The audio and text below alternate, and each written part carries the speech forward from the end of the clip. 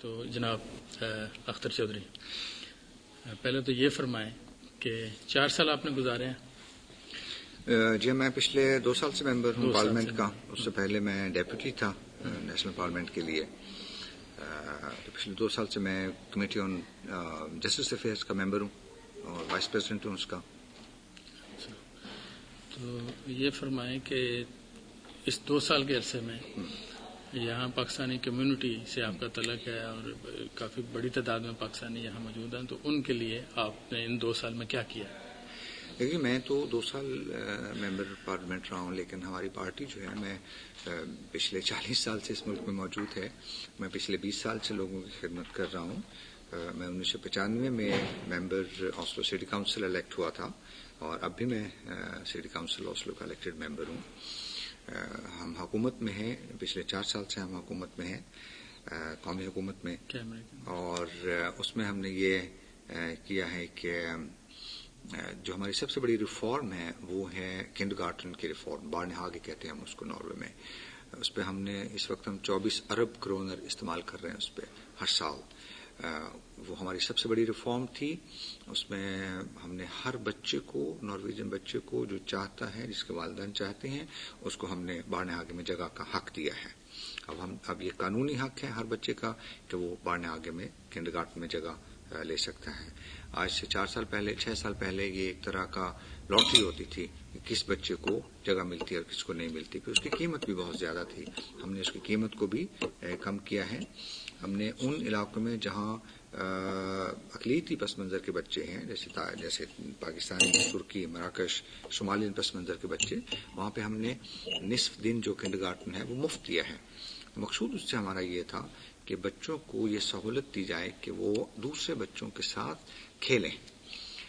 اس طرح وہ زبان سیکھتے ہیں، اس طرح وہ ایک دوسرے سے واقفیت پیدا کرتے ہیں، اس طرح وہ اٹھنے بیٹھنے کا سلیقہ سیکھتے ہیں، کلچر سیکھتے ہیں.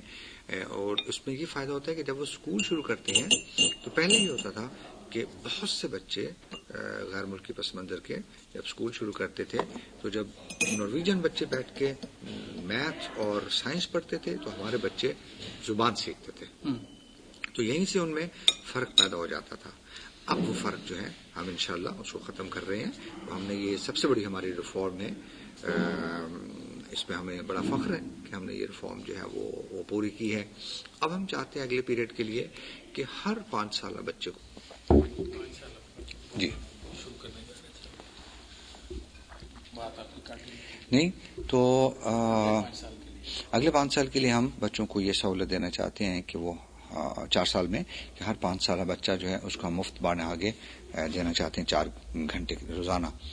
اب اس کے ساتھ ہمارے یہ ہے کہ ہمارے بچے جو ہیں چھوٹی عمر میں اسکول شروع کرتے ہیں. 6 سال کی عمر میں والدین اسکول میں ہوتے ہیں تو ہمارے یہاں ایک SFO اس کو کہتے ہیں، ایک سہولت ہے کہ بچے اسکول شروع کرنے سے پہلے 1-2 گھنٹے اور اسکول بند ہونے کے بعد 1-2 گھنٹے اسکول میں ہی رہیں اور وہاں پہ کھیلیں کودیں. تو اس میں 1 گھنٹہ اس کی فیس ہوتی ہے. تو ہم چاہتے ہیں کہ اس کی قیمت کم کی جائے، اس کو جو ہے اور اس میں سے 1 گھنٹہ مفت بچوں کو سہولت دی جائے.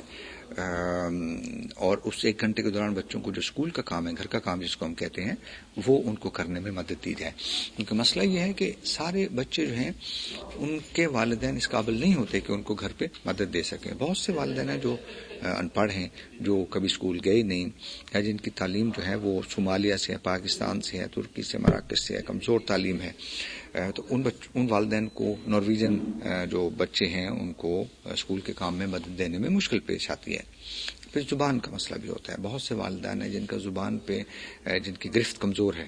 تو ہم چاہتے ہیں کہ ان بچوں کو اسکول میں ہی گھر کے کام میں مدد دیں تاکہ یہ باقی نارویجن بچوں کے ساتھ جو ہے آگے بڑھ سکیں. ہمارا مسئلہ یہ ہے کہ جو اقلیتی پس منظر کے بچے ہیں وہ باقی بچوں سے 1 قدم پیچھے رہ جاتے ہیں.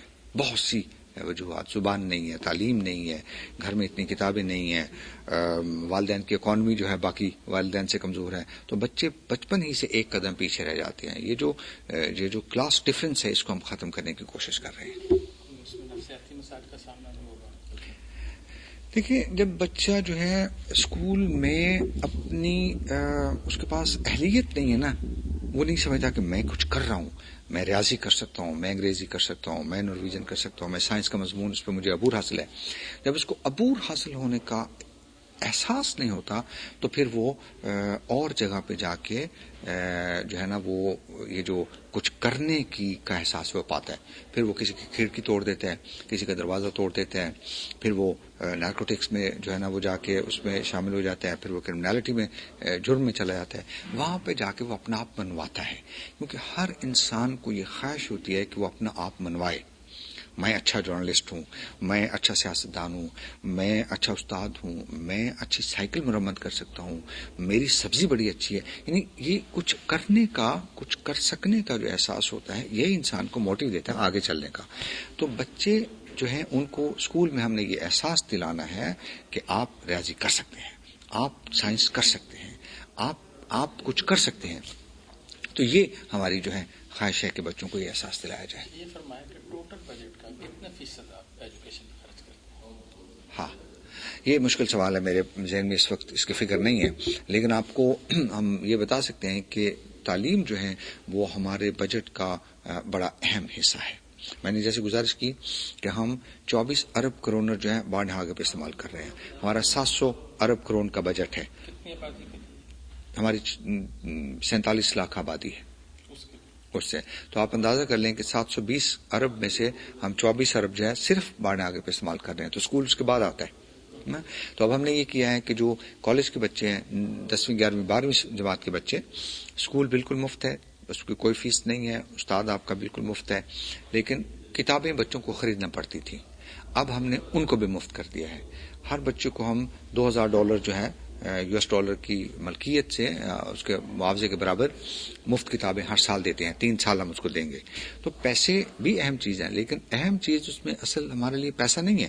اصل یہ ہے کہ وہ بچے جن کے گھر میں کمزوری ہے، جو تعلیم حاصل کرنے کی، کتابیں خریدنے کی سخت نہیں رکھتے، وہ بھی تعلیم حاصل کر سکیں، تاکہ کالج کی تعلیم حاصل کرنے کے بعد وہ اعلیٰ تعلیم کی ان میں خواہش پیدا ہو اور اہلیت پیدا ہو. اور اگر وہ نہ بھی کریں، اعلیٰ تعلیم حاصل کریں، تو بھی جس بچے نے ایک دفعہ کالج پاس کیا ہوا ہے وہ اس بچے سے بہتر ہے جس نے کالج پاس نہیں کیا. تو وہ معاشرے میں اپنا مقام روزی پیدا کرنے کے لیے اس کی اہلیت جو ہے وہ بہتر ہو جاتی ہے. یہ فرمائیں کہ آپ کی حکومت کی ترجیحات کیا ہیں؟ اس میں ایجوکیشن کتنے نمبر پہ ہے، ہیلتھ کتنے نمبر پہ ہے، اور باقی کی ترجیحات ہیں؟ میری پارٹی جو ہے جی اس کی سب سے پہلی ترجیح بچے اور ان کا مستقبل ہے. اس میں کنڈرگارٹن، اس میں اسکول، اس میں اعلیٰ تعلیم، اور اس کے بعد نوجوانوں کو ملازمت کے، روزگار کے مواقع فراہم کرنا، یہ ہماری سب سے پہلی ترجیح ہے. حکومت بھی اس ترجیح کو قبول کر رہی ہے. ہماری کولیشن گورنمنٹ ہے اور اس میں ہمیں دوسری پارٹیوں کے ساتھ دوسری پارٹیوں کے ساتھ بات کرنا ہوتی ہے، ان کے ساتھ سمجھوتا کرنا ہوتا ہے، ان کے ساتھ ڈیل کرنا ہوتی ہے. تو ہم سمجھتے ہیں کہ ہمیں اس میں بڑی کامیابی حاصل ہوئی ہے. جیسے میں نے آپ کو گزارش کی کہ ہم نے یہ اس ملک کا جو تازہ تاریخ ہے اس میں سب سے بڑی ریفارم ہے یہ